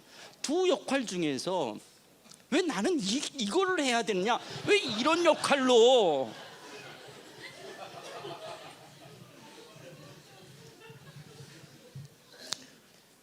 저는 그런 여러 부분들 속에서 하나님이 제 인생 속에 했던 것들이 있지만 이것이 우리의 신앙의 목적이냐라는 거예요.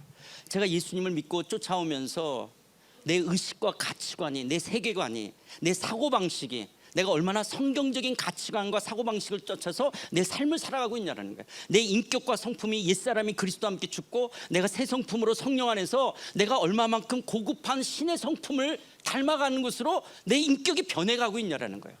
이런 고급한 하나님의 백성으로 쓰는 것보다는 그냥 이 몸뚱아리가, 그래서 이 세상에 그런 아우구스투스가 다스리는 이 로마의 그런 어떤 삶의 방식들, 그런 힘의 논리들 속에서 나도 거기서 한 자리를, 그래서 나도 백부장은 됐다라고, 그래도 니네들은 아무것도 아니지만 나는 그래도 백부장, 그런데 그 위에 천부장도 있을 거 아니에요. 그래서 하나님이 나를 천부장, 그래서 꿈을 갖고 비전을 가져서 아우구스투스 옆에서 보좌관으로 있게 된 거, 이거 간증하면서 살아가야 되는 게 이게 우리가 기독교인이 된 우리의 삶의 이유냐라는 거예요. 제가 아는 어떤 목사님이 윤석열 대통령 비서실에 있는 그분의 사모님이, 부인이 그 교회에 나오세요. 이 목사님이 우리 교회의 윤석열 대통령의 비서실에 그 비서실장의 부인이 교회를 나오는 것 때문에 너무 우리 교회,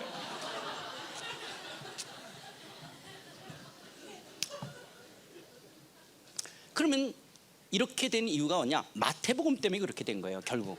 왜냐? 마태복음에 천국이라는 말을 썼고 다른 데는 다 하나님 나라는 말은, 그럼 마태가 짱구예요. 왜 마태는 왜 그랬냐라는 거예요. 마태가 천국이라는 말을 안 썼으면 우리가 신앙을 좀 더 다르게 배웠을 텐데, 우리 죽어서 가는 천국 정도로 천당으로 배웠냐? 그럼 마태복음이 왜 그러냐? 마태복음은 1차 수신자 유대인들을 염두에 두고 기록하는 거예요. 그래서 마태의 제자였던 유대인들이나 당시 예수님을 십자가 못 박아 죽였던 그 이스라엘 사람 유대인들을 향해서 예수님이 우리가 기다렸던 하나님의 아들 메시아였다라는 것을, 그래서 예수님의 족보와 탄생과 예수님의 사역과 예수님의 순환과 부활을 통해서 예수님이 하나님의 아들 메시아였다라는 것을 유대인들에게 이야기하려고 그러는 거예요. 그런데 유대인들의 종교적 문화적 관습 속에서 이들은 율법을 지키는 사람이에요. 근데 10계명 제3계명이 뭐죠? 여호와의 이름을 망령되이 불러서는 안 되는 거예요. 그러니까 이스라엘의 유대 사회 속에서는 종교적으로나 문화적으로나 여호와라는 말을 거론, 입에 담을 수가 없죠. 아무도 여호와의 이름을 망령되이 부르서는 안 되는 거예요. 그런데 일상생활을 하려고 그러면 홍이야 이렇게 할 수가 없어서 유대 사회 속에서는 여호와라는 이름의 대체어가 있었어요. 그게 아도나이, 주라는 것이었고, 탕자가 아버지 앞에 돌아오면서 하늘과 아버지께 죄를 졌다. 하늘 그러면 모든 유대인들이 다 알아들었어요. 하나님, 여호와 하나님이라는 이것을 하늘이라는 대체어를 썼죠. 그 홍이가 그 사귀는 그 자매랑 이름 안 부르고 자기라 그러지. 그 자기라고 불렀잖아. 자기 그렇게 불러. 아기라고 불러. 아가. 이렇게 이름을 안 부르고 그렇게 하는 대체어가 있는 거예요. 결혼한 다음에는 기영이 엄마, 기영이 아빠 이렇게 이름을 안 부르고 그렇게 대체어로 사용되는 것처럼 여호와의 이름을 망령되이 불러서는 안 되기 때문에 사용된 대체어가 아도나이 아니면 하늘이에요. 그러니까 마태는 하늘이라고 적어도 모든 1차 수신자인 유대인들은 다 뭘로 알아들어요? 여호와 하나님 하는 거죠. 그래서 그때 당시는 이 스카이라는 해와 달과 별이 있는 것이 아니라 헤븐, 그 하늘이라고 하는 것이 높고 그리고 보편적이고 어둡고 초월적이고 우러러 본다라는 면들 속에서 하나님이 계신 공간을 유대인들이 이런 헤븐, 하늘이라고 생각한 것이죠. 그래서 하나님의 이름을 대체어로 사용될 때 하늘이라고 한 거죠. 하늘. 그리고 그때 당시 다스린다, 이 나라라는 말이 말구트 바실레라는 것은 통치한다, 지배, 왕권으로 다 다룬 거였어요. 그러니까 마태는 하늘나라 그러면 모든 유대인들은 하나님이 다스린다 이렇게 알아듣는 거예요. 그런데 유대인들의 종교적 문화적 관습 때문에 하늘나라라고 이렇게 쓴 거예요. 그러나 마가나 누가나 요한이나 사도 바울은 헬라 문화권에 있는 교회의 편지를 쓰면서 그들의 유대인이나 헬라인들을 향해서는 그냥 하나님 나라라고 표현했죠. 물론 마태도 4번은 하나님 나라라고 표현하죠. 하나님 나라라고 표현하지만 그렇게 여호와라는 이름을 망령되이 부를 수 없었기 때문에, 그리고 하나님이라는 이름조차도 유대사회 속에는 대체어로 하늘로 표현되기 때문에 마태는 하나님이라는 말조차도 4번밖에 안 사용하고 하늘이라는 말을 쓴 거예요. 그런데 문제는 이 마태복음을 한자 문화권에서 번역을 해야 돼요. 자, 마태복음을 하늘나라, 그러니까 어떻게 번역했어요? 하늘천 나라국자. 그러면 하늘천 나라국자로 번역해 놓으면 어떻게 되냐면 우리는 하늘, 저기 하늘 어디에 수금지와 목토 천의 명, 저기 하늘 우주 공간 어디에 지리적 영토적으로 나라가 있다라고 우리는 생각하게 되어지는 거죠. 그러니까 이스라엘 사람들은 하나님이 다스린다 이렇게 알아듣는 것을 우리 동양권 한자 문화권 속에서는 저기 우주 공간 어딘가에 지리적 영토적으로 있는데, 천당, 중국 성경에 히브리서 9장 24절하고 베드로전서 3장 22절에 천당이라는 단어가 2번 나와요. 그러니까 중국성. 그래서 우리 한국의 어르신들은, 신앙의 1세대의 어르신들은 한자를 읽을 줄 알았기 때문에 중국 성경을 읽으시면서 천당이 히브리서 9장하고 베드로전서 3장이 나오잖아요. 우리 한국 성경에는 그냥 하늘로 나와요. 그러니까 우리는 집당자가 우리 한국 조선시대 속에서는 훨씬 더 정겹고 다정하게, 아니면 이렇게 친근하게 나오는 것이 나라국자보다는. 그래서 우리 한국교회 처음에는 이 천당이라는 말을 쓰게 됐죠. 한국 성경에서는 천당이라는 번역이 없고, 그렇죠. 그래서 이게 지금 한자 문화권 속에서 온 이 천국, 하늘나라, 그러니까 모든 유대인들은 마태복음을 읽으면서 하나님이 다스린다를 알고 있는 것을 우리는 천국으로 번역됐기 때문에 그 천이 저 우주 공간을 생각했고 거기에 지리적 영토적으로 천국이 있을 거라고 생각을 하게 되었다는 거예요. 그러면 영어 성경 이 서구권에서는 킹덤 오브 헤븐이라고 번역되어졌는데, 이 서구권에서도 이 플라톤의 이원론이라든지 영주주의 사상으로 인해서 영어권에서도 하나님의 나라를 제대로 알지 못해서 1940년대에 헤르만 리델버스가 더 커밍 오브 더 킹덤이라고 하는 이 하나님 나라의 논문이 나오면서 서구권도 제대로 이해하게 됐죠. 그러니까 하나님 나라는 지리적 영토적 개념이 아니라고 하는 거예요. 만약에 여러분 지리적 영토적 개념으로 이해한다면 이렇게 생각해 보세요. 지금 천문학자들에 의한다면 우주에 있는 혹성을 10의 23승계 정도가 하는데 10의 23승은 무한대요. 그런데 그런 10의 23승이 또 있을 은하계가 있을 거라고 천문학자들이 말하는 거예요. 그러면 여러분, 이 광활한 우주 전체 10의 23승 되는 혹성들, 이 셀 수 없는 이 광활한 우주 전체의 만물을 하나님이 말씀 한마디로 만드신 걸 믿으세요? 하나님이 손가락 하나로 만드신 걸 믿을 수 있어요? 그러면 하나님이 커요? 10의 23승이 커요? 하나님을 10의 23승이 집어넣으면 돼요, 안 돼요? 그러니까 천당, 천국, 하나님 나라라는 말이 뭐냐? 10의 23승을 내가 만들었고 내가 다스린다는 말이 천당, 천국, 하나님 나라지. 지금 천당, 천국을 그런 10의 23 어딘가에 공간적으로 그런 나라가 있어서 우리가 죽어서 들어가서 다 거기서 덩실덩실 그런 뜻을 이야기하는 게 아닌 거예요. 그러니까 하나님을 10의 23승에 집어넣으면 돼요, 안 돼요? 하나님은 10의 23승보다 더 크신 분이에요.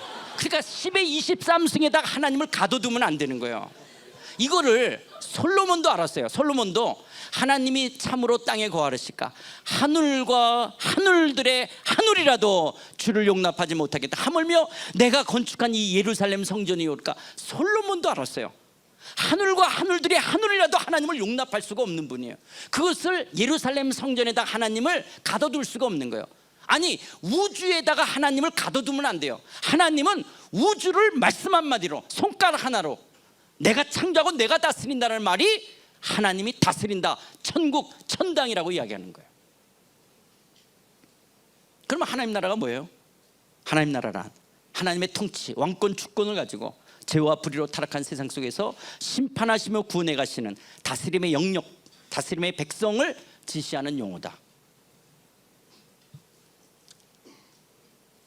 이게 정확한 정의인지를 모르겠어요. 제가 그냥 만든 거니까 그냥 너무 적으려고 그러지 마십시오. 하여튼 그러나 꼭 틀렸다라고 말할 수는 없는, 하여튼 B는 줄 수 있는 말이에요. 하여튼 하나님의 통치, 왕권, 주권을 가지고 죄와 불의로 타락한 세상 속에서 심판하시며 구원해 가시는 다스림의 영역, 하나님의 백성을 지시하는 용어라는 거예요. 여기까지 이야기한 다음에 저희 어머님이 권사님이에요. 지금 아들 목사가 있는데 우리 어머님은 평생을 천국을 소망을 두고 오셨는데, 그럼 천국 없니? 천당 없으면 예수 왜 믿니? 그러니까 우리 어머님은 천국이 어디냐, 우리 어머니 너무 혼란스러워요. 아들을 이단이라 그럴 수는 없고, 아니 그럼 천국이 어디 있니? 천국 없니? 저 금요일 날 저녁에 서울로 갑니다. 제가 만약에 가다가 비행기 아시아나 비행기가 공중에서 폭발했다. 저는 천국에서 깰 겁니다. 그럼 그 천국이 어딨냐? 저는 반드시 천국이 있다고 믿어요. 그러나 그 천국이 장소적으로 어딨냐? I don't know, you don't know, 피차 don't know, 쌤 don't know. 성경은 우리가 예수님의 재림을 통해서 완성되어질 그 미래의 하나님 나라의 중간 상태에 대해서 장소적인 것으로 정확하게 이야기한 성경 구절이 없어요. 근데 제가 높아심으로 다시 천국이 있어요 없어요? 있어요. 근데 어디 있어요? 몰라요. 그래 몰라요. 우리의 3차원적인 사고를 뛰어넘어서 그 중간이 어떻게 되는지를 우리가 알 수가 없어요. 낙원을 이제 아니면 수면설로 이야기하는, 그래서 도매상, 그 신학자들을 제가 도매상이라는데 도매상들이 여러 주장을 해요. 제가 소매상 입장에서 저는 그 도매상들이 이야기하는 여러 설들을 존중하는 거예요. 왜냐? 성경이 정확하게 장소를 알지를 못하는 거예요. 그러나 저는 믿어요. 저는 있다고 믿어요. 물론 약간 수면설도 믿고 있지만 그러나 하여튼 저는 믿어요. 믿는다고요. 믿거든요. 그러나 어딘지 성경이 정확하게 이야기해요. 그러면 요한계시록 황금보석, 여러분 황금보석이라는 건 신의 속성이나 어떤 것들을 표현하는 것이 인간의 최고의 가치가 금보석이잖아요. 그래서 신을 설명하는 하나의 은유법, 그림 언어인 거예요. 그러는 거죠. 그래서 여러분 불교도 사원을 금치라고 그러잖아요. 금송아지라는 것도 왜 금송아지냐? 금이 인간과 차별화시켜야 되잖아요. 신을. 그게 표현되어지는 한 부분이 금이나 보석으로 표현되어지는 것이지. 저는 우리가 물리적으로 말했던 천국 가면 그 이상의 물리적 환경이 있다는 건 저도 믿어요. 그러나 성경이 그것을 이야기하고 있는 것이 아니에요. 그런 지리적 어떤 영토라든지 어떤 물리적 환경을 이야기하고 있지 않고 하나님과 우리와의 관계의 그 부요함을 이야기하고 있는 거거든요. 그러니까 우리가 떠오르는 것들은 이 말씀이 떠오르죠. 하나님 나라가 어느 때에 임하니까 그랬더니 하나님 나라는 볼 수 있게 임하는 것이 아니라 또 여기 있다 저기 있다는 못하느니 하나님 나라는 어디 있어요? 그러니까 이게 한국 성경 받고는 알 수가 없는 게, 너희 안에 있다 그럴 때요. 지금 제가 예수님이에요. 이제 이스라엘 사람들, 유대 사람들이, 예수님의 제자들이 예수님 말씀을 듣고 있잖아요. 하나님 나라는 여기 있다 저기 있냐, 너희 안에 있느냐. 어디 있대요? 제가 예수님이에요. 너희 안에 있다. 어디 있대요? 하나님 나라가 어디 있대요? 너희 안에 있잖아. 나 너희 안에 있잖아. 나. 그래서 지금 헬라어 전치사 보면 어떻게 됐냐? 엔투스 휴먼이라고 하는 너희 안이라는 전치사가 이 뭐냐면 우리는 인으로 번역된 게 아니라 도리어 영어 성경이 맞죠. among you, within you. 그래서 예수님의 왕권이 그 둘러선 무리 가운데, 그 무리들 가운데 임하는 거예요. 하나님의 통치가. 그것을 하나님 나라라고 이야기하는 거예요. 그러니까 한국 성경을 봐서는 알 수가 없죠. 너희 안이라니까 우리 마음 안에 있다라고 우리가 자꾸 생각하게 되어지는 것이죠. 그래서 마음이 아니라 그 하나님의 통치. 그러면 왕 대신 주님이 내 안에서 나를 다스리고 있다면 내 안에 뭐가 임한 거예요? 하나님 나라가 있는 것이죠. 하나님. 그러니까 액센트가 왕이신 예수님이 내 안에 나를 통치하고 계시냐라는 거예요. 나를 다스리고 내가 왕 대신 주님 앞에 순종하고 있다면 내 안에 하나님 나라가 이루어진 거예요.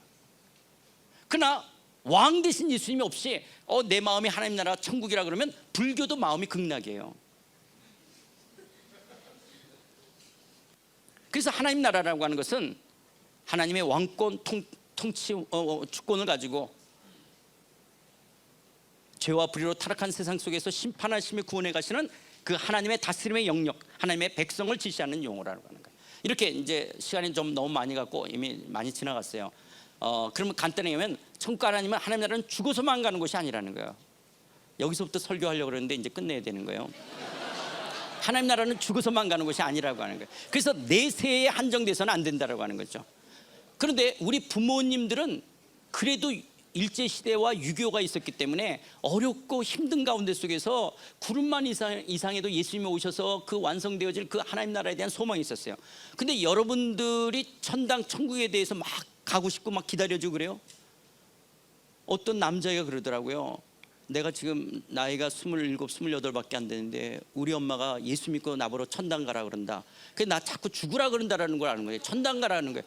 천당에 대한 무슨 뭐 좋은 거에 대한 거 이런 게 없죠. 젊은 사람은 다 전설의 고향이나 무슨 동화책에 나오는 거지. 여러분들이 요즘 젊은이들에게 천국에 대한 소망이 있냐라는 거예요. 그렇게 없죠. 그러나 우리 부모님들은 너무 환경적으로 어렵기 때문에 이 아프고 고통스러운 것들 속에서 벗어나 이 눈물이나 사망이나 아픔이 없는 곳 속에 그림이 있지만 요즘 젊은이들은 그런 곳이 없어요. 도리어 지금 현재적 하나님의 나라에 대한 소망이 없다면 우린 예수님의 제 이름으로 완성되어질 그 미래적 하나님 나라에 대한 소망을 가질 수가 없게 되죠. 젊은 사람들이.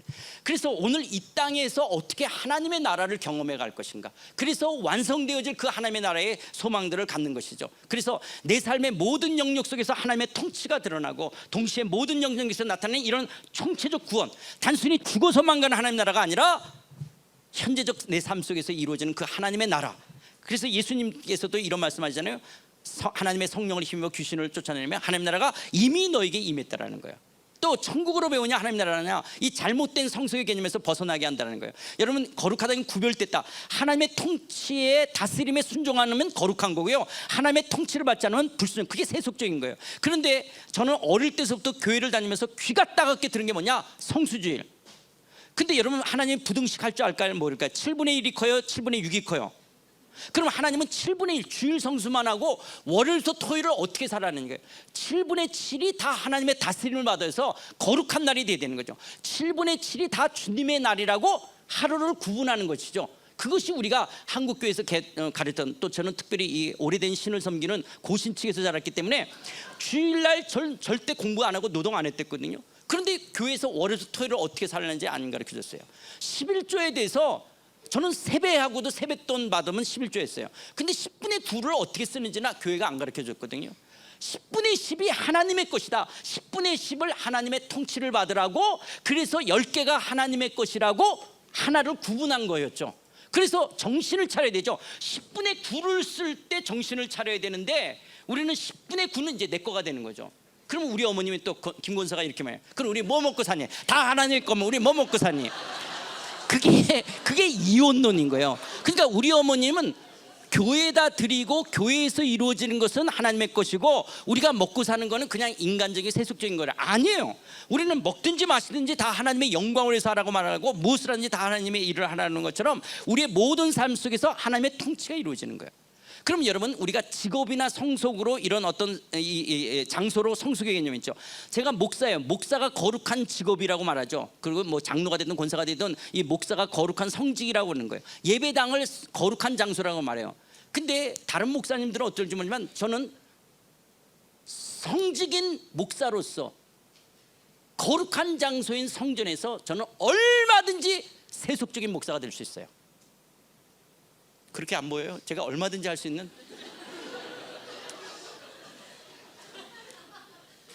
그러니까 장소와 직업이 성속을 이야기하는 게 아니에요. 도리어 시장 한모퉁이에서 정말 그 시금치, 양파 이런 거 놓고 파는 권사님 할머니가 하나님의 다스림 속에서 거기서 그 별거 아닌 거 놓고 판다 할지라도 그 할머니가 하나님의 다스림 속에 있다면 그분이 하는 그 직업이 성스러운 성직이고 그 장소가 거룩한 곳이에요. 그 일터 현장 속에 하나님의 통치 아래 있다면. 그러니까 성속은 직업이나 장소에 있는 것이 아니에요. 이런 신앙과 삶이 우리가 통합되어진 개념으로 가졌는데 우리가 죽어서 가는 천국, 오늘의 우리의 삶을 이혼론적으로 분열했기 때문에 이 하나님의 나라가 우리의 삶 속에 들어오지를 못한 거예요. 내 신앙과 삶이 통합되지 못했다라고 하는 것들이에요. 또 하나님의 나라라고 하는 것들 속에서 내 중심이 아니라 하나님의 중심으로 사는 것들이죠. 우리는 내 인생이 운명이나 팔자나 재수나 운이 있어서 이만큼 산다라는 것들 속에서 우리의 인생의 삶에 하나님의 주권적인 통치와 섭리 가운데 내 삶을 이끌어 가신다는 것을 믿어드리는 거죠. 여러분, 왜 우리가 한국 사람으로 태어났어요? 부모를 우리가 선택했어요. 내가 선택하지 않은 부모, 내가 선택하지 않은 조국, 내가 선택하지 않은 외모. 그런데 이게 인생에 얼마나 많은 영향을 미쳐요. 내가 이런 부모, 우리 아버지, 제가 제일 많이 듣고 자라는 거 우리 아버지, 이 종갓나 새끼 어찌 그러니? 나는 늘 종갓나 새끼로. 종갓나가 뭐냐? 종이 갓 낳은 새끼. 종도 별 볼 일이 없는데 종이 갓 낳은 새끼니까 얼마나 별 볼 일 없겠어요. 그래서 우리 아버지가 늘 당신은 종이고 나는 갓 낳은 새끼라는 거예요. 이 종갓나 새끼 어찌 그러니? 이걸 제일 많이 들은 그 아버지를 내가 선택하지 않았어요. 그리고 저희 아버지는 사기당하는 은사가 있었던 분이에요. 그런 아버지를 내가 선택하지 않았기 때문에 그 아버지로 인해서 우리 어머니는 삼각산 기도원에서 기도하지 않고서는 살 수가 없었던 그 집을 내가 선택한 게 아니에요. 내가 하나님 보고 나를 이용렬 닮게 만들어 달라고 나는 하나님께 요구하지 않았어요.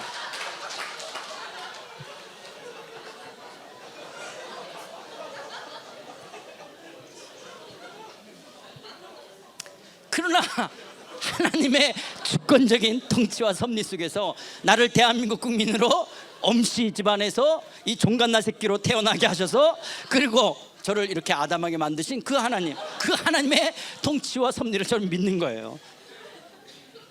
그리고 하나님의 나라가 우리의 삶의 모든 영역 속에서 하나님의 체데커와 샬롬이 이루어지는, 그래서 정치, 경제, 문화, 예술, 교육, 과학, 언론, 미디어, 스포츠, 자연환경 모든 영역 속에서 하나님의 하나님 되심을 드러내는 것이 여러분의 직업, 노동.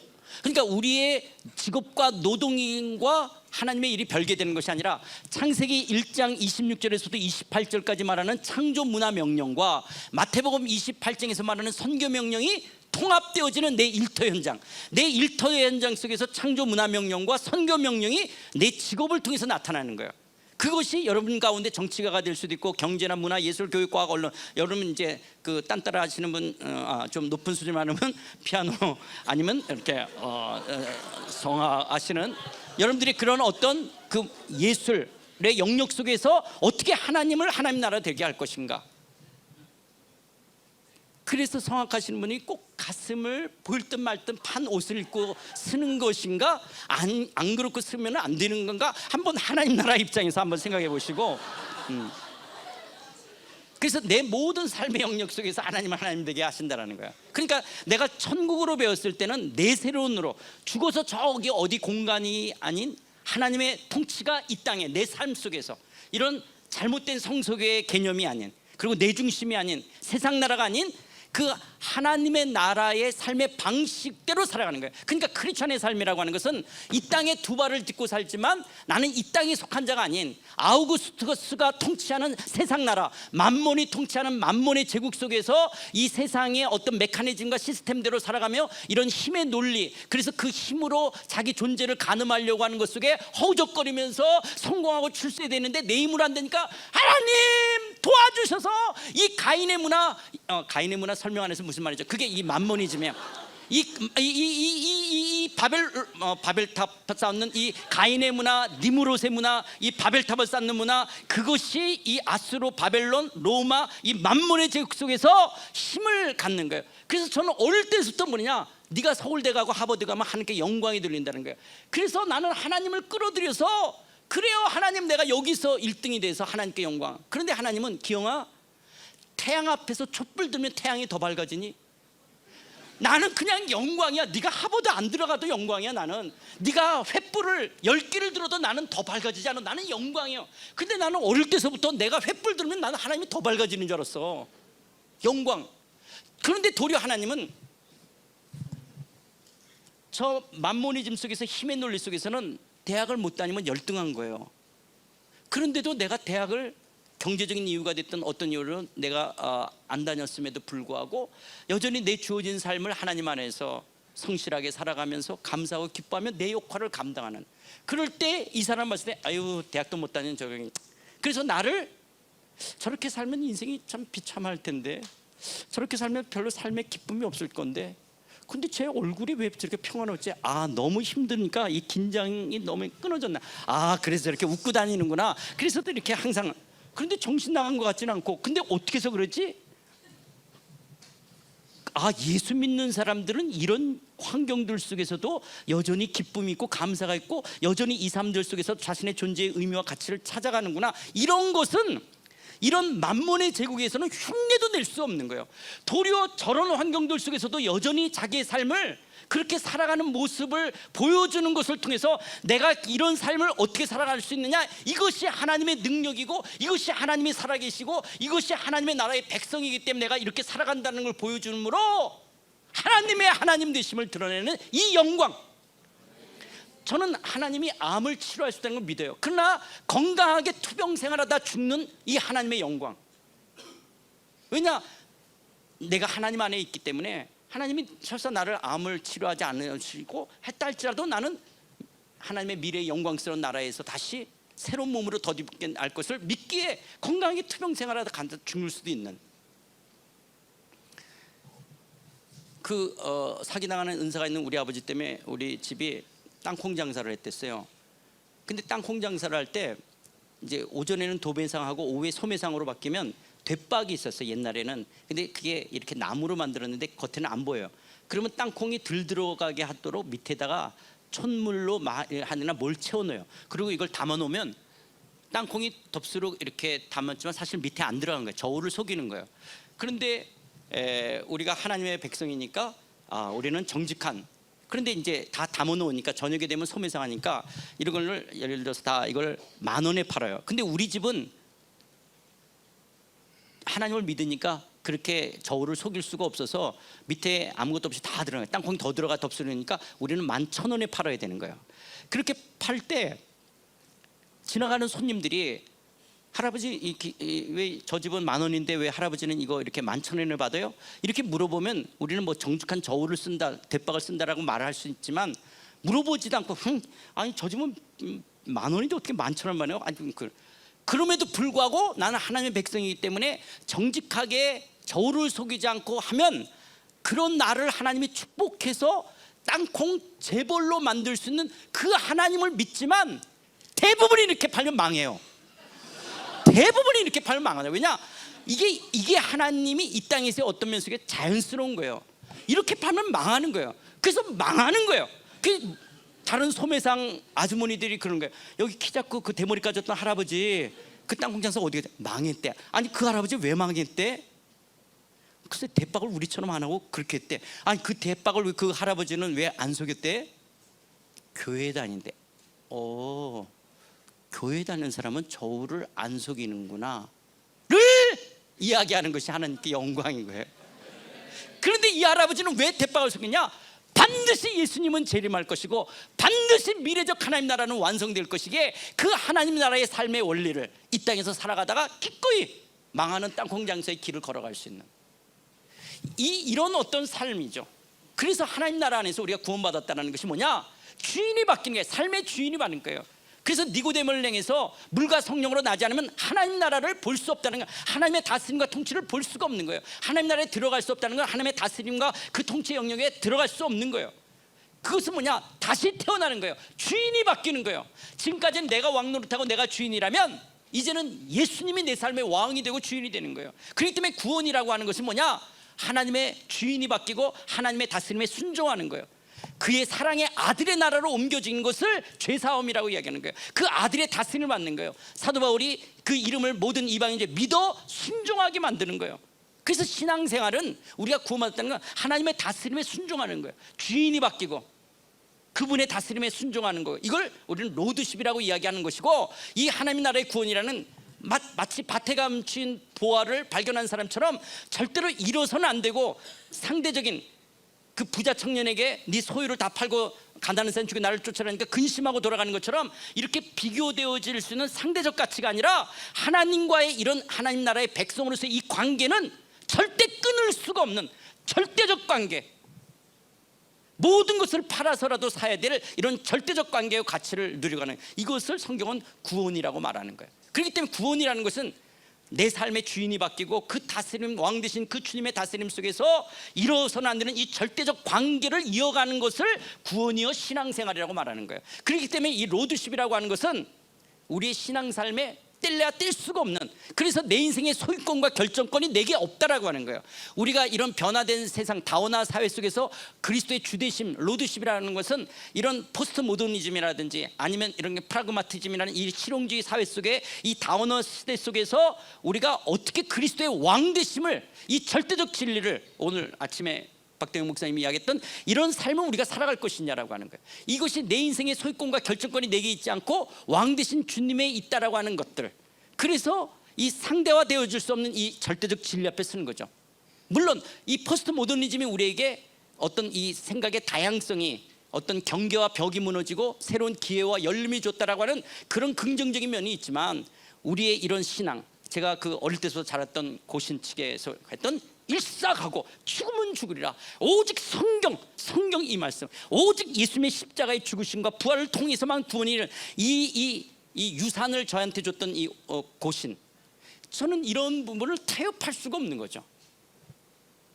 이런 하나님의 나라의 백성으로서 먹고 마시는 것이 아닌 의와 평강을 누리는, 하나님의 정의와 공평을, 하나님의 평강과 희락을, 하나님의 인도하심과 공급하심과 부여하심과 충만하심과 하나님의 임재와 영광을, 하나님과의 사귐의 영생을 누리는 이 하나님의 나라. 그래서 그 하나님의 나라의 누림과 자유를 주는, 그래서 제가 굉장히 좋아하는 성경 구절이 뭐냐, 이 다니엘서 7장 18절이에요. 지극히 높으신 이의 성도들이 나라를 얻으리니 그 누림이 영원하고 영원하고 영원하리라. 그 하나님의 나라의 그 누림의 이 영원함을 누려가는, 이것을 영생, 그러니까 영생이 단순히 생물학적인 목숨의 연장이 아니라 그 하나님의 하나님 되심을, 그 하나님의 속성, 그 하나님의 부요하심과 넉넉하심과 충만하심을 누려가는 이 영원한 주님과의 인격적 사귐을 영원히 이뤄가는 것을 영생이라고 이야기하는, 이런 고급한 하나님의 나라의 백성으로 살아가는 것이 우리의 신앙이지, 그냥 죽어서 덩실덩실하면서 잘 먹고 그냥 그렇게 천박하게 살아가는 것이 우리의 신앙이 아닌, 그러면서 여러분들이 이 독일 땅이든 유럽 땅에서 나를 부르신 그 하나님 나라의 백성이라는 이 고귀한 하나님 나라의 백성으로서 이 땅을 살아가는 여러분 되시기를 주님의 이름으로 축원드립니다.